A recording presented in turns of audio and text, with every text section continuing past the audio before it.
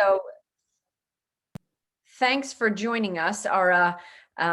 We are partners with a lot. We partner with a lot of other vendors in the space, and Clip Training is friends we found in the space. I have had batting practice on Chase Field with them, so I feel like that always brings folks closer together. And they thought that maybe Lifecycle Insights would be something that some of their partners would be interested in. So they asked us to come join the party. So let me introduce us. I am Marnie Stockman, CEO of Lifecycle Insights. And with me is Alex Farling, who is the thought leader, visionary, former MSP, and Chief Customer Experience Officer of Lifecycle Insights. That's a lot to fit on a name badge, so we typically just say it out loud. So as you can see from the slide, Alex was an MSP who struggled with cobbling together QBR reports. And I come from the ed tech space where we did reporting. So the way Lifecycle Insights came to be, Alex and I always say it's like the start of a bad joke, right? A guy and a girl walk into a bar. That happened after 20 years of volleyball. And one particular evening, I was talking to Alex about the fact that we were looking for a problem to solve with data, analytics, reporting, et cetera. And I asked, did he as an MSP have any problems needed solving? Alex, this is a dangerous question to ask an MSP, right? Yeah. Do you have any problems we can solve? Yeah. And your answer was? Yeah, my answer was I spent all day making a spreadsheet and a couple of reports for some customers. And at the end of the day, I had all my info, but it took way too much time and it still looked terrible because my Excel skills are not artistry by any stretch. And that was when we started the conversation about, there's a lot of stranded data points in the MSP space, and we wanted to go talk about how to pull those data points together and what we might be able to do with them to automate some of the process, knowing that data already existed. So that is the problem we aim to solve, right? So the pains were there was no automation around the reporting that you need to deliver at a business review. We had lots of conversations around how some business reviews were too tactical and technical instead of strategic, and how can we make that flow together, especially when we're living in a world of automation. And there was the whole notion of inconsistency when you're pulling data from lots of different sources. How do you make sure it's accurate? How do you make sure the process is consistent? And how do you show value, deliver value to your clients? So that's really the goal of Lifecycle Insights. I'm going to show a couple of screenshots of kind of how we got there, how we get there. And then I'm going to have Alex dig in and dive through it specifically in the platform. If you have questions along the way, I always say I'm Italian, so I don't consider it interrupting. I consider it participating. So please jump in. But I'm going to start with how we get the data into Lifecycle Insights and what data we think is important in a business review. That's a question Alex and I get all of the time as we're talking to partners. So we start with a primary integration. And people ask, do you have to have one of these? And the answer is yes. ConnectWise Manage, Datto Autotask, Halo, Synchro, or IT Glue. From there, we are aiming to grab your company, asset, and contact information. We're going to pull that over and give you a data quality score so that we can help you get insights into where you might need to clean it up. And then we can supplement it. So we can grab contract information. Sometimes we pull ticket information, and we can enhance data with some additional reporting or features. So we do warranty lookups on Dell, Lenovo, HP, Microsoft Surface, Cisco, Meraki, and SmartNet. So a lot of folks use us. As a matter of fact, we have a light package called AIR that is Asset Insights Reporting. That is just warranty lookups for folks that need that information automated. And then we also clean up user data with the Microsoft 365 integration. I don't know that we clean it up, but we highlight the places that maybe you need to clean up the data. And then we also have integrations with LineGuard, Breach Secure Now, and you can see that KnowBe4 is kind of in early adopter status. We'll walk through what those integrations do. Our pricing model is not impacted by the number of integrations you have. So the more the merrier. We believe you need a place for VCIOs, CEOs, CSMs, account managers, whatever you call that role, to be able to have all their data in one place to make their work easier. So once we have your data in, I mentioned that we create a dashboard per client, and we give you a data quality score. Alex was in business for 16 and a half years as an MSP, and our beta partners had been in business probably about that long, right? In general, the folks we work I think with some of them beta, longer. Yeah. yeah. And some of them swore their data would be beautiful. Others of them acknowledged right out of the gate that it was not going to be beautiful. We had one I was convinced was going to have perfect data because they were dialed in. They were a very good MSP, but Yeah. the problem they had was being a big MSP, being 4 times my size. They also had 4 times as many engineers with their hands in the pot, Yeah. and that really negatively impacted that data quality. So we built the data quality score based on feedback from partners saying, can you show us what we're missing? So we do. We give you a data quality score, and that is to help drive the reporting. So the first reporting that we do is an asset list, so that we can help show you typical stoplight reporting all over Lifecycle Insights. Red is bad, green is good, right? We try to make it easy for execs to understand the reports you deliver. So you don't have to have a technical conversation. You can have a strategic one. We use this information along with contracts and recommendations to drive the conversation, and to really help you answer assessment questions. So we have a risk assessment portion of the platform that is not an agent. So we don't go out and collect this information. This is, think discovery questions, questionnaire. These are the types of things, a cybersecurity risk assessment. We have default assessments in the platform, and we also, you can build your own. So we have a lot of folks kind of editing our default assessment so that they can drive, again, a red, yellow, green conversation around risk. After they've done this, their goal is to really help build a budget of asset lifecycle management along with contracts and their recommendations to deliver a full total cost of ownership budget for their partners.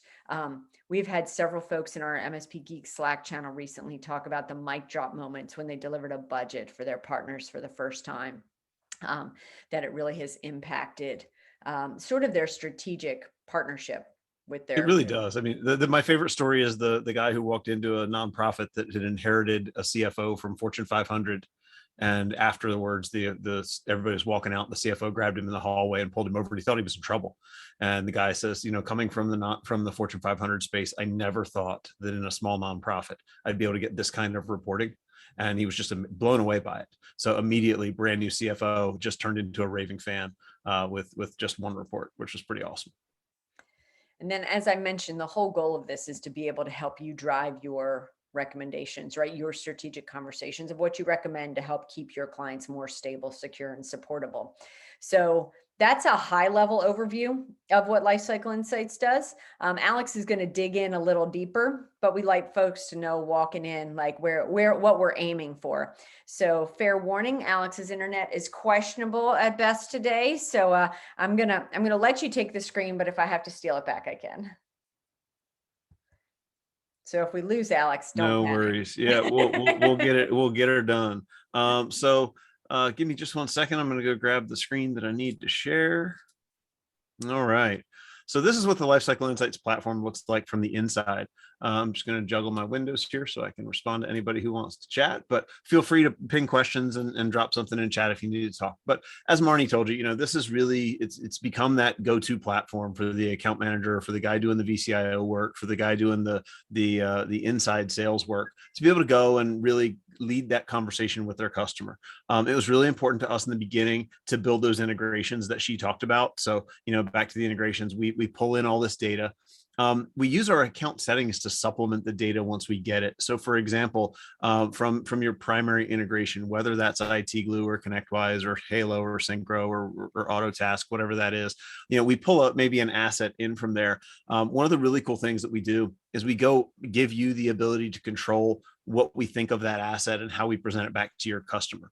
I always tell everybody, you don't sell the same workstation that I do, and you don't have the same lifespan expectation for that workstation that I do. So while out of the box, we configure this for 60 months, and MSP might say it's 48 months. And they also might say, we are excited to be here, Jennifer. Oh, sorry, goodness. oh, you got stuff going on there. The the replacement cost for your MSP might be totally different than mine, especially in pandemic times and all of these scarcity times. You might be spending a significant amount more for a workstation. So I can go make this change at the global level. And this is going to mean every workstation that we have in our system gets budgeted for $1,800 in replacement every 48 months. Now, all your customers might not agree with that. So you might go in and say, hey, this poor nonprofit that I have, they're going to spend a little less money and they're going to keep their machines way longer. And we can configure those at the company level. You can choose any company and you can see the settings are different per company, maybe from my defaults. So that's how we can build this out. That's how we can configure all of this. I'm going to go build this for a 60-month budget, and we're going to go look at what it looks like for this particular customer. So once we've imported all their data, I can go look at an asset list. This asset list is printable to Word, to Excel, if you just wanted to spit out a CSV and send it over to them, or we can email it to them in a docx format as well. They can receive this in an email. They get a nice pretty chart at the top, and the Word doc, that's a full page at the top. That's just the breakdown of exactly how everything lays out. And then of course we can filter the list. We can show them workstation servers, anything and everything that we would want. We can filter by asset type. We can filter by the location. Let's say I just wanted to show them their servers and workstations that are that have an end-of-life operating system. So I can literally just dwindle down to those assets and give them a small and consumable list that I might want them to have. And I could literally send an email with this right now or dump it to a CSV or a Word document. So these filters are super powerful. We can do a lot throughout the tool. This particular filter we call swatching, where we can wipe away the colors that we don't want to see. And it does a lot of really cool stuff. If I wanted to see just my assets that were nearing warranty expiration, for example, now I have an easy way to go to my customer and say, hey, it looks like you bought a block of PCs all at the same time. They're all about to go end of warranty, but I think you should keep them for another 2 years. Does it make sense for us to extend those warranties? Do you want to spend that money? And we can have that real world conversation. So swatching is a powerful tool. It's something that's built into our system that really makes it easy for you to mangle and manipulate these reports.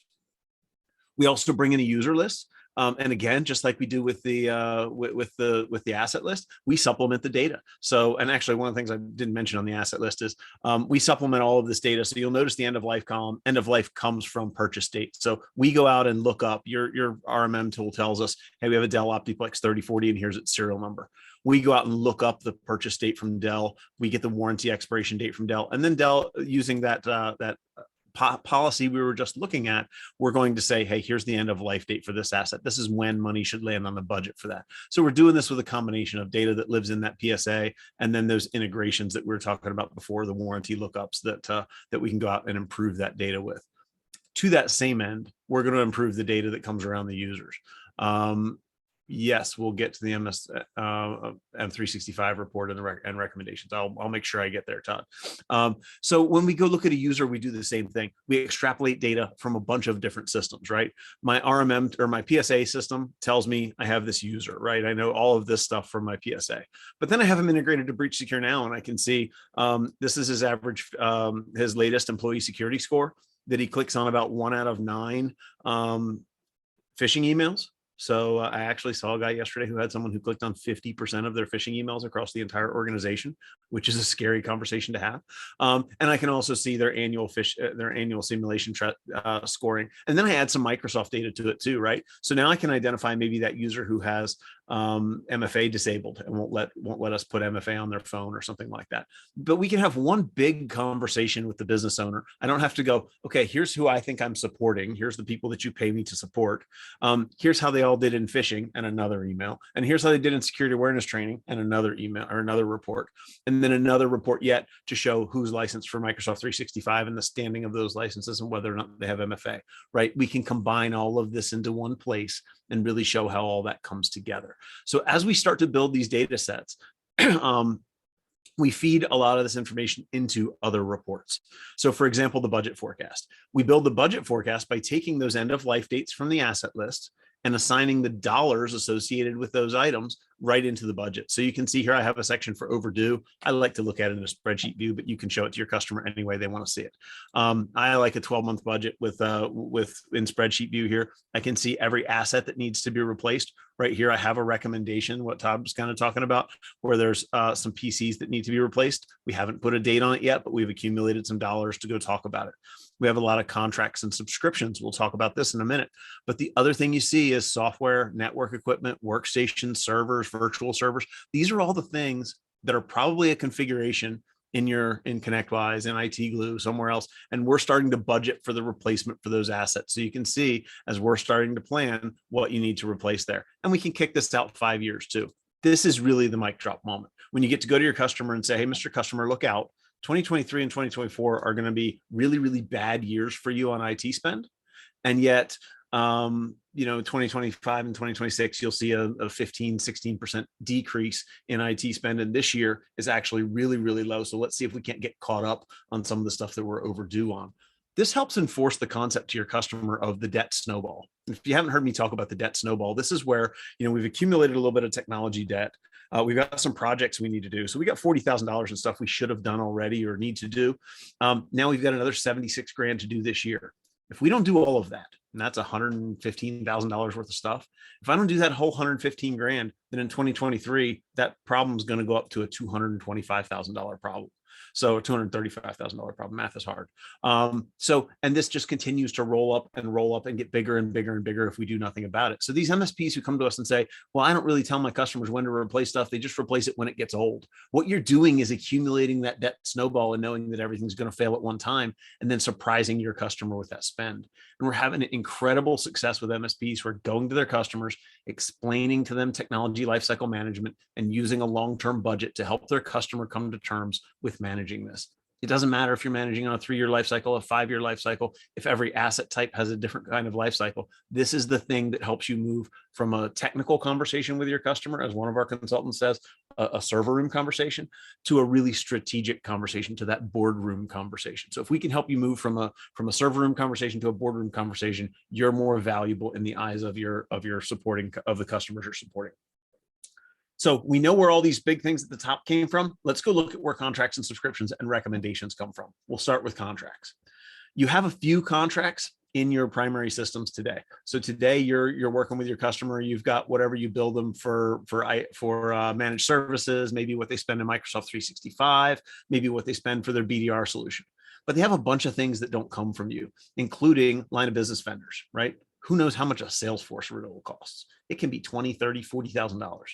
If you support somebody who's got CAD software, computer aided drawing, or any of that kind of stuff, if they've got big line of business applications like EHR and EMR solutions, those are expensive softwares. And these are things that are going to have big bills associated with them. And if we take a list of all those and start to document them for the customer, then guess what? We can add them to the budget forecast. And if I get hit with a big budget renewal for one of my customers' line of business apps, and I know that that's going to knock out an entire month of budget, if I know that this month here, for example, let's say a software renewal is kicking this up $10,000, $20,000, $30,000. I know if I present my server renewal at the same time, my customer's just going to tell me no. They're not going to tell me no because I had to renew Salesforce and that's really expensive for me. Can we push this out 3 months? All they're going to tell me is, dude, it's COVID. I'm poor. Go away. I got to keep this equipment longer. And you're never going to know why. So if we set ourselves up to have the conversation around the budget and say, Mr. Customer, it looks to me like you've got a big renewal for your line of business application in July, and I need to replace your server in July. Should we do the server before or after July? Because it looks like that's a really bad time to have this conversation. Your customer will tell you if he can afford to do both. They'll very proudly tell you they have enough money to do both, right? They're, hey, I can handle that. No worries. I got my business under control. But if they can't, they're going to engage in the when conversation with you, and it never becomes an if conversation. So you'll be able to move some of these spends around using contracts to kind of identify those things that right now are blind spots to you as the MSP. Your customer will also get a lot of value out of it because right now they don't have a budget for technology unless they're a super mature business. And most of them just see value in us contributing to that budget. So there's all kinds of stuff you can put in there. Anything technology related that has a dollar value associated with it. I joke that anything fancier than the internet connected toaster probably needs to show up on the budget. And nowadays the toaster's questionable. Leasing, if they have copiers, they lease the copiers. All of that stuff lands in the budget. We can import the ones that come from your primary data source, and then you're going to add them manually for the assets for the ones that don't. If you don't have questions on contracts, I'm going to go ahead and keep moving forward. But again, feel free to use the Q&A, fire away with your questions. I know Todd wants to get to recommendations, so we're going to go there next. Recommendations is really a combination of the things that we know the customer needs to improve from a risk assessment methodology from, hey, we assessed your level of risk here for PCI compliance or for NIST or just against our best practices. And we said, hey, there's a problem here. We need to fix it, right? And it might mean that we need to replace some out of date products or something like that, right? Replace some Windows 7 machines. It might mean that we got to do away with a server, and we're going to show the customer a couple options. This is the option if you move to Azure AD. This is the option if we just do a one-time server replacement, right? And one of those incurs a monthly recurring cost, and one of those incurs a hard replacement cost. But either way you do it, we want to be able to open these up. We want to show the customer what their spend buys them, and we want to show them what pain we can alleviate by spending that money. So instead of coming to my customer and going, hey, I got to make payroll this month, I need you to do a project, which is what it always feels like when we go knock on the door and ask for money. We're really going to come to them and say, hey, we've been talking about replacing these old assets for quite some time. You knew this problem was coming. Now it's time. And when we do it, it's going to solve for these problems that we identified on the risk assessment. And yes, we're getting ahead of ourselves here. We haven't talked about risk assessment yet, but we'll get there. But on the risk assessment, we've marked some things red or marked some things yellow. And when we spend this money, when you spend $10,000 to solve for this problem, Mr. Customer, these risks are going to go away. They're going to convert from red to green, and I'm going to leave you in a better place. So this is really how we can sit down with the customer and make that work. Obviously, if I put a date on it, we'll move the money around in the budget and show for exactly when that money is going to get spent. So if I put May on this, it'll go out of that section of the budget forecast that is recommendations not scheduled, and we'll push the money down here into May. So now you can see my recommendations move down into May, and this is when we're going to replace these assets. So really easy for us to give you that zero-click budgeting when you move things around or set things up in the right way at other places in the system, including in a recommendation. We're going to translate that into the budget really quick and easy. You can create recommendations from 3 places. You can create them right here just by clicking Add New. You can also go to your asset list. And this is a pretty cool one. I can go to my asset list and say, just show me the, let's just say the workstations that are Windows still that have an unsupported operating system. I can grab those and I can create a recommendation, right? This gives me a really easy place to create a recommendation, and I can build it from here. Okay, super easy way. These are already connected, and then I can go back and link my assessment items. So I could add anything that had scored red on a risk assessment. I'm not going to rebuild that one. We'll just go ahead and look at it from the other side. From the assessment side, I can actually go out and build this again too, but I'll show you how assessments work first, and then we'll touch on that recommendation. So we start you off with some templates. Marnie mentioned that some of your templates are just for individual assessment types that you might come across. So we have a template in here for cyber insurance preparation. If you're getting questionnaires from your customers, or if you think somebody's going to go renew their cyber insurance, this is the opportunity for you to get ahead of those questions. We worked with a partner, the folks over at Fifth Wall, helped us create this recommendation. And these are the questions they're seeing across 35 cyber insurance carriers with 5+ tech and E&O providers. So these are the questions that are happening in the real world. But we also give you the CIS version 8. We give you some CMMC stuff. We give you a lot of really basic starting point questions. But then we give you our default assessment as well, which includes some MSP best practices. So this is also going to include, do they have my favorite firewall? So that, when I bring this customer on, not only do they have an IPS IDS managing firewall, but do they have one that I can support, right? We all know our standards kind of fall down there when you get to CIS. Any firewall that does the trick would pass CIS guidelines. As an MSP, we need one we can manage and support. So once we've got our template built, and you can customize this to your fancy, we'll go out and create an assessment event for a customer.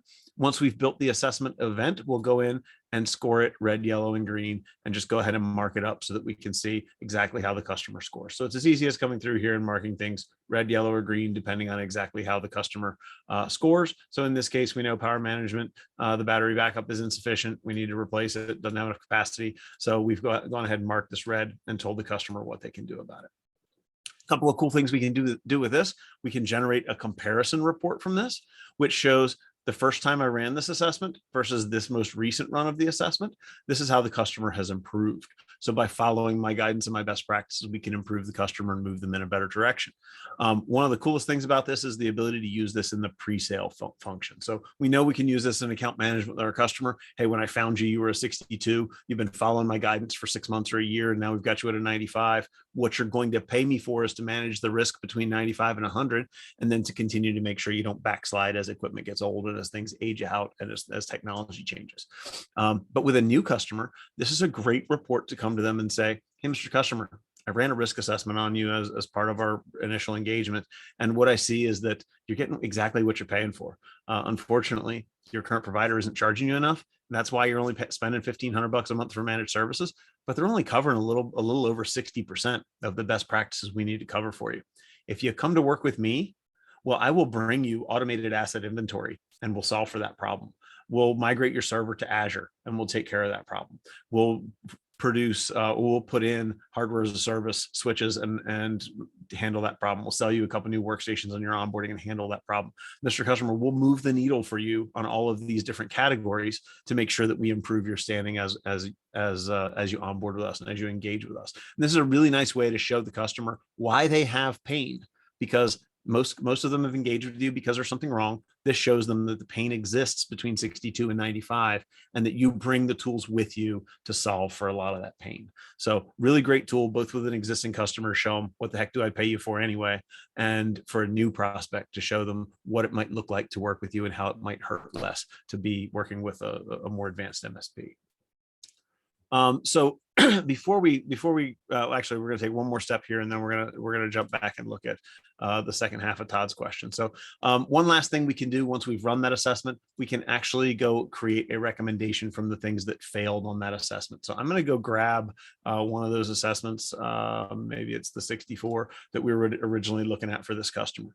I've got one of those assessments up. Here's all the answers for all the questions there. I know the greens I certainly don't need to look at. I probably don't need to look at the not applicables. So as I'm starting to build out recommendations for what this customer can fix, I only need to look at the reds and yellows. So I'll kind of whittle this down with my swatching function, and then we'll go take a look at what we might be able to solve for this customer. Okay, so they've got some switching problems. We know that their switches are old. VPN and remote access isn't quite up to snuff. I would have expected to see the firewall tagged yellow here, but in a red or yellow, but in a demo environment, anything is possible. So here, what we're going to do is we're going to replace the switches. We're going to solve for VPN and remote access. When we do it, we may be solving for VLANs or something else at the same time. But I'm going to grab a couple things I know I can fix. I'm going to create a recommendation based on that. And this window should look really familiar. This is the exact inverse of what you saw before. The assessment items are linked. Now all I have to do is go out and grab the network equipment associated with it. Not NetRock equipment. And so if I go grab the network equipment, and maybe I just want the network equipment that's end of life, I can show the network equipment that I'm going to replace. This adds the dollars to the budget from the replacement cost column. And now I'm set up to go have that conversation with the customer. All I have to do is give it a better name, a better description, and kind of some recommendations as to the status and such that we put on this. So any questions about that? Because we want to show you that you can go full circle with that. You can create those recommendations from 3 different places, and they all flow through to the budget forecast so that you can go have that conversation with your customer about what they need to improve to make their environment better. Awesome. Either you guys are really shy or I've already put you all to sleep. Oh, or you talk so fast, our brain is just slowly catching up. And this will go out in a recording, so you can watch it at 0.75 speed on YouTube if you really need it. So let's go take a look at one more function here, because we get into some really cool stuff here. We talk about MSP reports, and this gets a little bit complicated. Everything that you see in the top half of the platform up here, all of this stuff is going to be related specifically to a single end customer, right? It's manipulated by my customer picker up top, right? So if I go change customers, I'm going to get different data. And in my demo world, who knows what data I'm going to get? I'm going to go grab a different customer. But if I get down here into MSP reports, we have some reports that span across multiple customers. Okay, so if I were to go look at my data quality report, for example, and Marnie mentioned this as we were getting spun up, I can actually see here which of my customers have good, healthy data and which of my customers don't. There's a lot of value here in being able to show you and your account management team which customers are ready for a quarterly business review and which customers really are not, right? If I have a customer who's only got 52% data accuracy, that customer is going to experience a whole lot of garbage in, garbage out when I go make a presentation to them. And imagine if I presented you a budget with only 52% of your assets reflected, 52% of your expenses reflected, and then came back to you with a surprise for the other 48%. You wouldn't be very popular. So we want to give you a tool, a little bit of a barometer here to help you gauge how accurate the data is that you're going to be putting in front of your customer, so that you can go back and work on the customers that need some help and need some work. As part of our onboarding, we actually walk you through this process. We actually have, some onboarding steps here. It's probably here. We have some entire conversations around data cleanup and exactly what it looks like to solve for those things. So we walk you through a big chunk of how we clean up this data and what we do to make it better. But once a customer is in this, in the 85+%, we really get into a place where the data is pretty clean. We can go have a conversation with that customer. The other things that I like to show you, recommendations. This will show recommendations across all of my customers, and we can manage this and just say, hey, I only want to see future stuff. So here's all of the stuff that may be out there for me and my customers in 2022 and beyond. If I'm a big enough MSP that I'm doing some strategic planning, and I've got 1 or 2 folks, maybe 5 folks who are dedicated to projects, then we should be building up a recommendations roadmap that has enough revenue in the hopper to feed those folks. If I've got 2 people nonstop, 24/7, 365, just doing projects out of my MSP, I would guess each of those persons should be able to generate $75,000 to $100,000 a quarter in project revenues, right? So we want to make sure that we're feeding these folks enough. I can see right here, if I have any dedicated project people, I don't have enough money in Q3 to feed those folks. So as your MSP gets more advanced, you can kind of use this to see what's in the pipeline and what's coming. It'll help you to be able to do some of that strategic planning. This is something that not enough folks do. A lot of folks are focused in on the recommendations roadmap right here, where they're saying, hey, this particular customer has these things that are up and coming, and they're worried about having that conversation with their client. But as you mature, I really want you guys to think about, do you have visibility into that as an organization across your whole organization? Can you see, whether or not you've got enough revenue coming in from projects throughout the year to feed your entire team? To the last point of Todd's question, he wants to see the Microsoft report across all of your customers. So as you know, we integrate with Microsoft 365. We showed you some of that data up here in the user list. And the user list, we're really showing you who's the human, what license do they have associated with them, when was the last time they logged in, are they still active, and do they have MFA enabled? And that's important, right? Over here, what we're showing you though, and this becomes more and more important as we talk about new commerce experience and the fact that you have a very small window in which to cancel licenses for customers who aren't going to use them, where you get billed for them for an entire another year. This will show me the client that has some extra licenses available and the fact that I need to go and return those. So traditionally, green was okay. Green was good. With the new commerce experience, we may flip these colors, because if you have extra licenses sitting out there, you're going to get billed for them in perpetuity, and it's going to cost you a lot of money. This has not been rebuilt for the new commerce experience, and I think that's something we're going to take on in the next couple of months here. But we wanted to make sure that Microsoft didn't pull back on the new commerce experience promises. We had some false hopes that they might just be full of hot air, but they certainly came down with the hammer harder than we thought that they would. So with that in mind, though, you can filter this. So you could come out and say, okay, well, I just want to show this to one of my customers. So I could filter it just on an individual customer and print this out and show it to an individual customer to let them know. This is really great if you have a customer who manages their own Microsoft 365 and you're doing supplemental support. This gives you the ability to give them some visibility, even though they might be the ones adding and removing licenses on a daily basis, right? This is just a value add for you guys. I will point out to that end that you can bring as many of your customers into the platform as you pay for, right? But we don't charge you per login, we charge you per customer. So if you bring a customer into the platform, say they want to be able to see their user list, their asset list, and their budget forecast, you can let them log into our platform, and they can get access to just the data that you want them to see. We can limit it and restrict it right down to that user. So you could let someone log in here and get some of the same, I would say, data points that you guys have, access to some of the same information that you guys have in a pretty easy, pretty simple fashion. So don't forget about the fact that we don't charge you per user, we charge you per company, and you can bring your customers in here. And then we'll talk about the scheduler. Marnie spends a ton of time talking, and we'll let her talk just briefly about cadence. But we spend a lot of time talking about the cadence that a customer belongs in, right?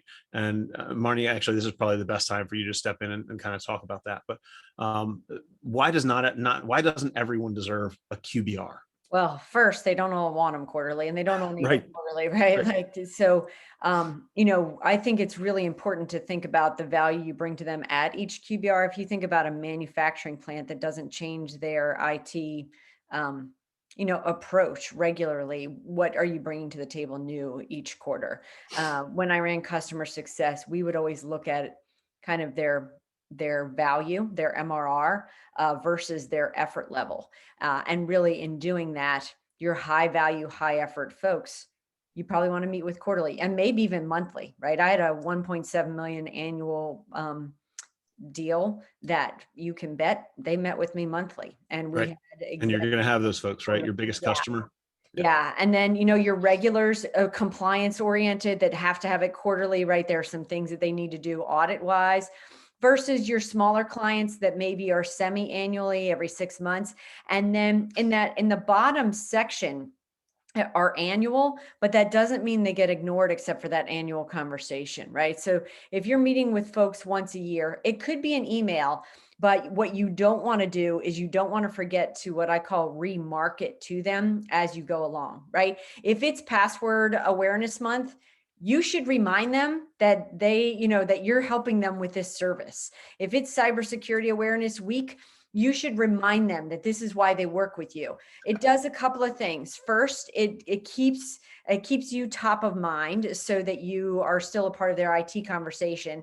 And It then if helps almost rebuild that relationship, right? We talk about how the relationship got damaged when we went remote support is everything. absolutely. You can solve 85% of your problems remotely. And now nobody walks by and goes, knock, knock. Hey, I was in the building. Is everything okay? Yep. Right. And they see a face. So you stay top of mind. And then the other pieces, and it's interesting, I've talked with a lot of folks recently that are more concerned that another MSP is going to be able to go steal a client from them because they haven't had those conversations. And so because they didn't realize that the MSP offered those services. So to be able to put, right, are you looking for increased security? Are you looking for a new phone provider? Are you looking for X, Y, or Z? Keeping those top of mind, not in a gross way, just in a like, hi, don't forget about us. These are some things, these are some ways we might be able to deliver value to you. Those folks that maybe only get an annual review should still have a regular recognition that you work with them, that they're still a partner of yours. Well, you're even more likely with the customer who you don't meet with regularly to get surprised by oh, we bought a building yesterday and we're going to need you to wire it. You I had don't a want to customer, blindside them, and you don't want them to blindside you. I had a customer that met with me literally every single quarter. They were religious about it. They wanted the meeting. And one time we walked in and they went, oh, we bought a building. We need you to wire it. And I went, and then all my hair was gone. No, but That's what it I was. mean, that might be I might be getting my stories confused here, but they literally had been planning. They had to have been looking for a year, right? You don't just go buy a commercial building. And they literally bought a building and never bothered to tell me about it until they had already owned it. So, there are some practices that we talk about, sending an agenda ahead of time, some things like that. But you're more likely to get blindsided by those things if you're not meeting regularly. So some engagement to remind them that all of these things are conversations that technology or that your technologist should be aware of are really valuable to you. So here you have your schedule in one place. This is where you can see all of the business reviews you're attending. The goal here is to say, hey, I have 7 in January, but only 1 in May. If I bring on a new quarterly or semi-annual or annual customer, where am I going to start them in their cadence, and what's that going to do? Because if I have 27 QBRs to do in December and none to do the rest of the year, I've probably set myself up for failure. And knowing that all of my executives are going to be out of the office for 10 days or 2 weeks or something like that in December, and it's going to be really hard to get in front of people. So, there's a lot of things that we can put into play here. You can also see a little bit of, once we delegate this and allow someone else in the organization to do it, we can go back and see, oh, they didn't even bother to do this one. They didn't change this one out of a preparation status. So I still think it's getting worked on. And this one was totally is past due and doesn't have any notes or anything on it. So now we can get a little bit of visibility into what's going on here without having to go check 27 ConnectWise tickets to see what this account manager's been doing. As much as we like to believe if it's not in ConnectWise, it didn't happen, or if it's not in insert PSA name here, it didn't happen. Sometimes those tools just are a square peg in a round hole for an account manager. So as we build out the schedules here, then we can actually go look at business reviews for the customer, and we can see what we've been doing for this customer over time. And what this does is kind of give us the ability in one place to track what might be 10 or 15 tickets, and to see exactly what's happened with this customer over time. If we had things that we needed to follow up on, if we had things that were maybe take homes for the customer and they owed me back when we were done, we can document those and track those here. And if we were to click into any one of these engagements, we'd be able to see exactly what's going on with this customer.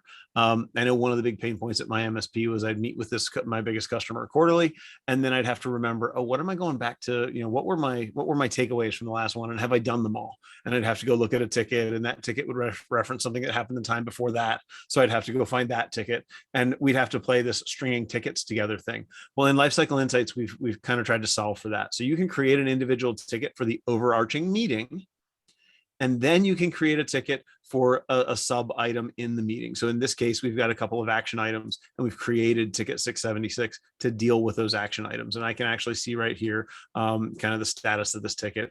And if it gets closed or resolved or whatever, we'll be able to see that right here without having to go rummage through my ticketing system. You'll have to forgive me, my ConnectWise demo instance has just lightning fast API access. But I promise you, in the real world, this will actually open and show you the standing of your ticket. And we may have timed out from our demo instance again.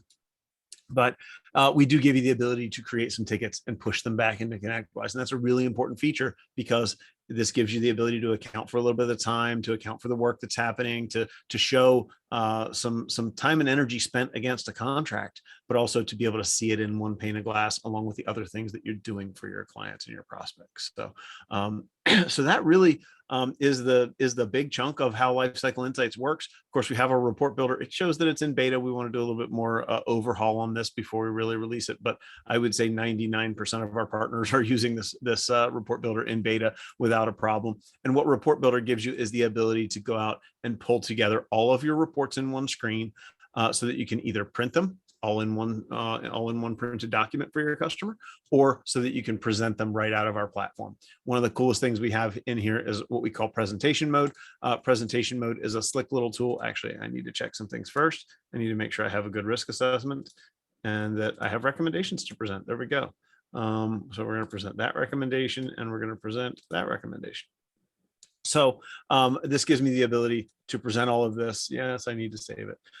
This gives me the ability to present all of this without having to go build a secondary PowerPoint with all of the data that I would normally use with my customer. So one little click button here, no PowerPoints created, no extra work put into it. And I literally can make this presentation to my customer either over Zoom or on the projector in their office, right? So here we've imported a Word document.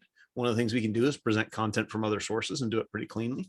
We've crafted a meeting agenda. We have our own WYSIWYG editor in here, so you can just do simple basic text functionality. We've got a couple of documents in here. Here's another Word document. This is just the how and the why that we do risk assessments. Then we get into, here's the risk assessment that this customer ran, and here are the problems that they need to solve for. And you can see, if I had been a good account manager and filled in comments for all of the problems, you'd be able to tell exactly what they need to do about each of the issues here. This section becomes your remediation plan for the next 6 months for this customer. So these are the things that you and that customer are going to work to solve for. Alex, I think I should put in the chat a copy of the QBR reporting. Yeah. We'll dump one in chat there for you.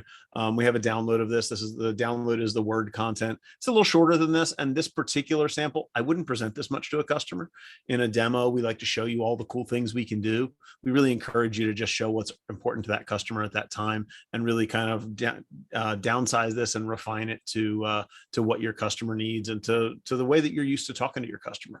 The link that Marnie just posted in chat is very similar to what I used to present at my MSP. So we can show you a budget for a short-term budget. This is short-term and tactical, every dollar that needs to be spent over the next 12 months. We can show that long-term canary in the coal mine budget that's, hey, don't forget about 2022 or 2023 and 2024. Those are going to be big spend years. We can walk through a recommendation or two. Pretty simple, pretty straightforward for us to be able to grab that info and put it out in front of the customer and have the conversation about, hey, I need you to spend $5,000 to tackle this issue. And when does that fit in your budget, Mr. Customer? I'm pretty sure it doesn't fit in May. July looks a little tough. Did you want to do it in June or August? And we can flip back and forth between these pretty cleanly and pretty easily.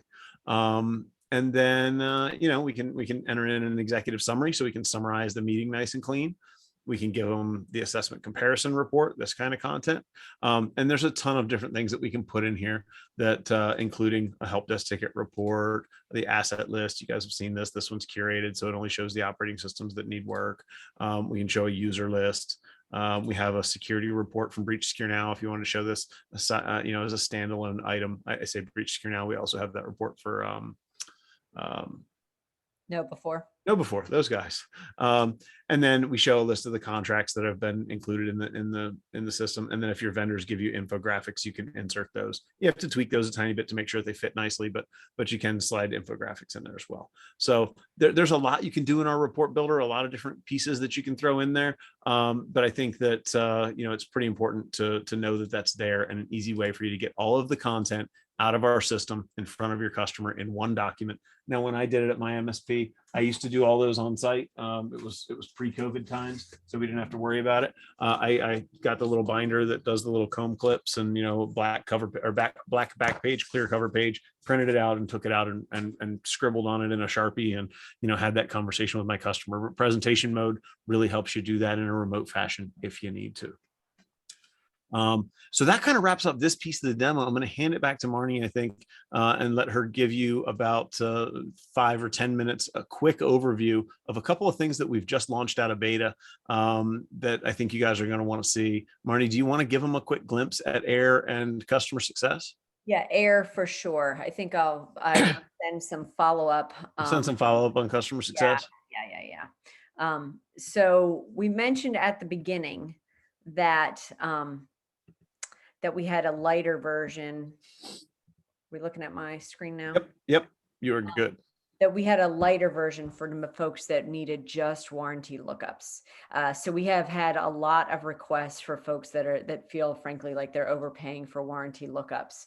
So we launched the AIR module, which is basically warranty lookups for all of your clients for $79 a month. So instead of it being endpoint based or number of clients based, that is an option. And that gets you the dashboard as well as the asset list reporting. So it's a subset of all of the rest of our reports, but it's across all of your clients. So you've already seen the functionality, right? Alex has already gone through that.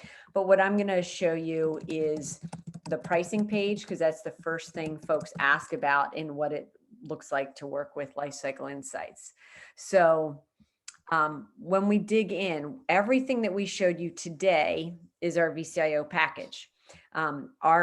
We have a free trial for 30 days for either our 5 client package, and let me put in the chat this link as well, or the 25 client package. So the 5 client package or 25 client package is free for 30 days. And you can choose those with the slider. So if you want to see what the pricing looks like for your client base, what we highly recommend is start free. Like start with connecting your integration, see what your data looks like, deliver a business review. You'll sell a project big enough to pay for us for the rest of the year, and you'll be good to go, right? So like we want to engage with us, right? Even on the free package, we give you all the onboarding assistance, all the help, all the training. We really believe in putting our best foot forward early to make sure that you guys are successful. So absolutely. So that's the piece we just showed you. What I just talked about is the AIR standalone or add-on. So if you're thinking like, oh, I'd like to just dip my toe in the water and do asset lifecycle management, you could do the AIR reporting for just $69 a month for all of your clients. So those are the 2 options there. The last piece I want to talk about is just what Alex mentioned. What is it like to work with us? So we have 3 ways you can work with us. First, we've got a lot of DIYers, do it yourself, especially for those folks that sign up at 11:30 at night and want to dive right in. So we have a checklist right in the platform that will walk you through all of the pieces to get you rolling. Alex showed you in our help documentation the article that had the 5 recordings in it, right? So we have that. If you want to get in, check it out and see what it looks like. We also have on Wednesdays a group onboarding. So at 1 o'clock on Wednesdays, we do a group onboarding where we present 30 minutes of typical content, and that is what these weeks stand for, and then 30 minutes of Q&A.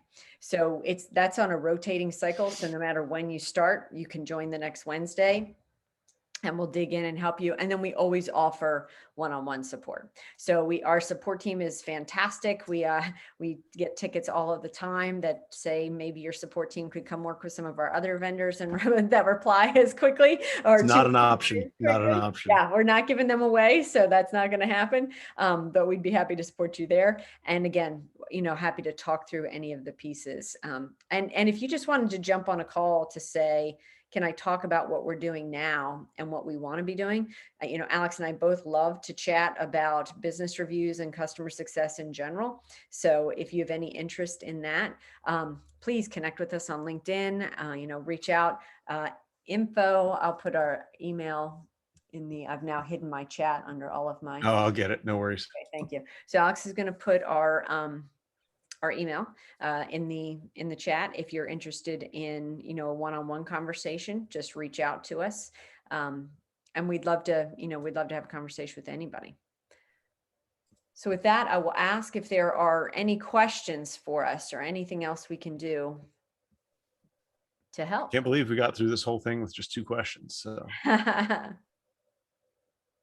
Or are you feeling like you're drinking through the fire hose and need to reflect? That's okay too. That happens. So so somebody asked about licensing, if the pricing is for one user license or multiple. So the pricing is per customer that you bring into the platform. It's unlimited users. So you can log your entire team into the tool. We encourage you to bring in as many folks as need to be there. Also, you can let your customers log into the tool. So if there's pieces of the platform that you want your customer to see, we have very intricate permissions configuration, so you can give them access to just the assets tab or just the budget tab or just an individual piece that you want them to see. But there's no user limit with any of the licensing. Even on the Air package, you can log in as many users as you need. So the pricing is designed to be straightforward and simple, and honestly affordable. I ran an MSP. I know how many vendors are out there competing to get in your wallets, and we really wanted to deliver a product that could move the needle for you guys to help you with some sales and get things headed in the right direction. So there's another question asked about Enable integration. So we don't have Enable integration today. We've had some conversations with them about what that might look like. We do ConnectWise, IT Glue, Autotask, Halo PSA, and Synchro. That's the other one. Enable, we quite often look at them and try and figure out if there's a fit. We typically want to integrate with your source of truth, the top tool in your stack. If I told your lowest level engineer, where do you go to look up the status of a firewall or a switch or an asset? Where's the most detail on that? Where are they going to go? That's the tool we want to integrate with. So whether it's your PSA tool or whether it's a documentation tool, that's really what we want at the top of your stack. So SolarWinds MSP Manager really is that product over there, or Passportal. MSP Manager lacks the APIs to do what we need it to do. Passportal's on our we're watching it closely list, but I'm not sure which piece of the Enable stack you're working with there, Sean. So if you want to clarify that, I'm happy to go into detail. But otherwise, the 5 products that we integrate with today are IT Glue, ConnectWise, Autotask, Synchro, and Halo PSA. You really do need one of those to make the best out of our platform. But if you're using something else, please shoot us an email at info@lifecycleinsights.io. We do track, opportunity for the folks that we may not be compatible with today. And if we release an integration that helps us work with you, we'll let you know. Perfect. Well, thank you all for joining. I will send out this recording again, so you can slow it down and rewatch it if you need to. So we would love to see you LIfecycling or have a conversation around customer success or QBR. So reach out anytime, and everybody have a good afternoon.